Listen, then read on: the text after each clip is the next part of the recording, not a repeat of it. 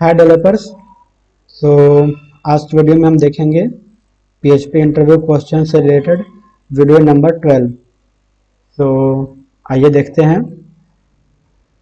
पहला क्वेश्चन है, what is inheritance in PHP। मतलब इनहेरिटेंस जो होता है वो क्या होता है। तो जो इनहेरिटेंस होता है उसमें क्या होता है, जो हमारा चाइल्ड क्लास होता है वो अपने पेरेंट क्लास के पब्लिक और जो हमारा प्रोटेक्टेड प्रॉपर्टी या फिर जो हमारे मेथड होते हैं उसको एक्सेस कर सकता है। ठीक है। और ये भी हम कर सकते हैं कि जो हमारे चाइल्ड क्लास होते हैं उनकी अपनी प्रॉपर्टी और अपने मेथड्स भी होते हैं। मतलब कि जब भी हम लोग कोई क्लास बनाते हैं तो एक हमारा होता है पेरेंट क्लास, ठीक है, और दूसरा होता है जो होता है वो होता है चाइल्ड क्लास। तो चाइल्ड क्लास जो होता है वो पेरेंट क्लास की सारी प्रॉपर्टी या फिर जो मेथड्स होते हैं उनको एक्सेस कर सकता है। तो इस टेक्निक को ही हम लोग बोलते हैं इनहेरिटेंस। लेकिन उसमें कैच ये होता है कि वो जो भी हमारे प्रॉपर्टी या मेथड होंगे वो केवल पब्लिक या फिर प्रोटेक्टेड होने चाहिए। ठीक। दूसरा क्या होता है कि जो हमारा चाइल्ड क्लास होता है अगर वो अपने पेरेंट क्लास के प्रॉपर्टी को एक्सेस करना चाहता है तो हम लोग उसको एक्सटेंड कीवर्ड के थ्रू ही हम लोग डिनोट करते हैं। मतलब अगर कोई चाइल्ड क्लास अपने पेरेंट क्लास को प्रॉपर्टी को एक्सेस करता है तो वो कैसे एक्सेस करेगा, कोई तरीका होगा। तो उसको एक्सेस करने के लिए हम लोग एक्सटेंड कीवर्ड का यूज करते हैं। ठीक है, आप यहाँ पे एग्जांपल देख सकते हैं। एक क्लास है क्लास ए, उसमें पब्लिक जो प्रॉपर्टी है उसमें वो जो है डॉलर नेम के लिए असाइन है, और उसमें एक जो फंक्शन है वो भी हमारा पब्लिक है। और यहाँ पे क्लास बी है जो अपने पेरेंट क्लास मीन्स क्लास ए को एक्सेस कर रहा है, उसकी प्रॉपर्टी जो या फिर फंक्शन होते हैं उनको एक्सेस कर रहा है with the help of extend keyword. ठीक। अब जो मेरा क्लास बी है उसकी भी अपनी एक प्रॉपर्टी है, अगर आप देख सकते हैं तो। ठीक। तो ये होता है मेरा इनहेरिटेंस। ठीक। लेकिन इनहेरिटेंस में एक चीज और होती है, वो ये कि अगर हमने किसी प्रॉपर्टी या फिर किसी मेथड को अगर हमने प्राइवेट डिफाइन कर दिया तो फिर वो चाइल्ड क्लास में एक्सेसिबल नहीं हो सकता। ठीक। तो अगर हमें चाइल्ड क्लास में या फिर जो हमारा डिराइव क्लास होता है या फिर हम लोग उसको दूसरे लैंग्वेज कर सकते हैं एक्सटेंडेड क्लास। तो अगर एक्सटेंडेड क्लास, चाइल्ड क्लास या फिर जो हमारा डिराइव क्लास होता है अगर वो अपने पेरेंट क्लास या फिर बेस क्लास को एक्सेस करना चाहता है, उसके प्रॉपर्टी या फिर उसके मेथड को एक्सेस करना चाहता है तो वो पब्लिक या फिर प्रोटेक्टेड होना चाहिए, ना कि प्राइवेट। ठीक है, क्लियर। सो अगला देखते हैं, what is access modifier in PHP। अगर आपको याद होगा तो पहले के वीडियो में हमने एक देखा था इनकैप्सुलेशन का एग्जाम्पल। इनकैप्सुलेशन क्या होता है कि जब भी हम लोग कोई क्लास बनाते हैं तो हम नहीं चाहते हैं कि हमारा जो क्लास की जो प्रॉपर्टी या फिर जो मेथड होता है वो क्लास के बाहर एक्सेस किया जा सके। ठीक है। तो उसमें हमने देखा था कुछ कीवर्ड होते हैं, कुछ क्लास की प्रॉपर्टी होते हैं जिसके थ्रू ये सिक्योरिटी प्रोवाइड करता है। ठीक। तो वो जो होता है वो हमारा होता है पब्लिक, प्रोटेक्टेड और प्राइवेट। इन्हीं तीन चीज को मिला करके हम लोग ये बनाते हैं कि कौन सी क्लास की प्रॉपर्टी या मेथड को हम लोग क्लास के बाहर एक्सेस करना है और कौन सा ऐसा मेथड या प्रॉपर्टी होगी जिसको हमको क्लास या फिर डिराइव क्लास होगा उसके अंदर एक्सेस करवाना है, या फिर कौन सा हमारा प्रॉपर्टी या मेथड होगा जो केवल क्लास के अंदर ही एक्सेस होना चाहिए, वो क्लास के बाहर एक्सेस नहीं हो सकता, चाहे वो हमने उसको चाइल्ड क्लास में ही एक्सटेंड क्यों ना किया हो। ठीक। तब हम लोग देखते हैं पब्लिक का मतलब क्या होता है। Public can be accessed from anywhere, I mean everywhere. मतलब पब्लिक जो अगर हमने कोई प्रॉपर्टी या फिर हमने कोई मेथड बनाया तो वो सेम क्लास या फिर क्लास के बाहर अगर हमने एक्सटेंड किया या फिर क्लास के बाहर भी कहीं भी उसको एक्सेस किया जा सकता है। जो हमारा प्रोटेक्टेड होता है वो केवल सेम क्लास में या फिर जो हमारा डिराइव्ड क्लास होता है बस उसके अंदर ही एक्सेस किया जा सकता है। अब लास्ट प्रॉपर्टी जो होती है वो होती है हमारी प्राइवेट।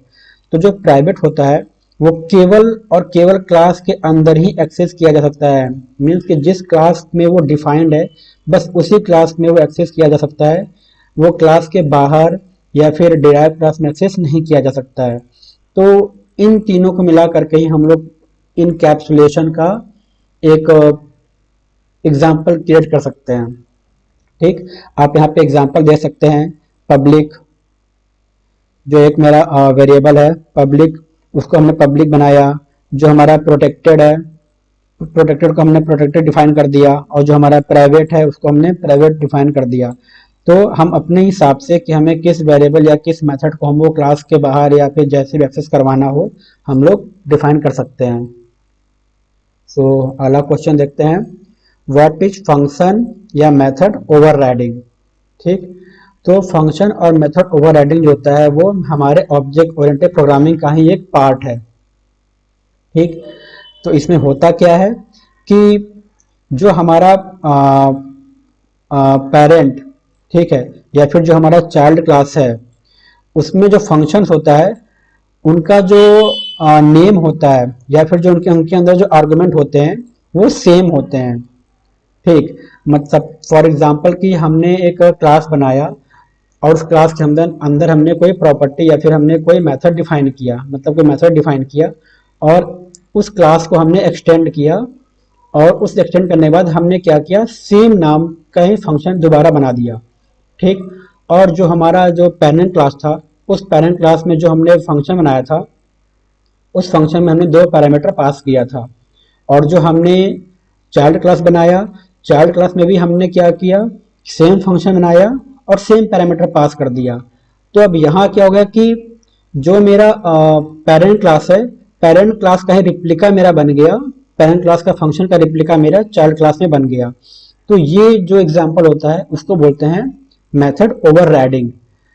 अब अगला क्वेश्चन यहाँ पे ये आ सकता है कि इसका यूज क्या है, हम लोग मेथड ओवरराइडिंग क्यों करें। ठीक, तो अगर हम चाहते हैं कि जो मेरे क्लास में, जो मेरे पेरेंट क्लास में जो भी मेथड डिफाइन है, हम चाहते हैं कि उसी मेथड को यूज करना, लेकिन उसकी जो बिहेवियर है, उसका कार्य करने जो तरीका है उसको चेंज कर देना।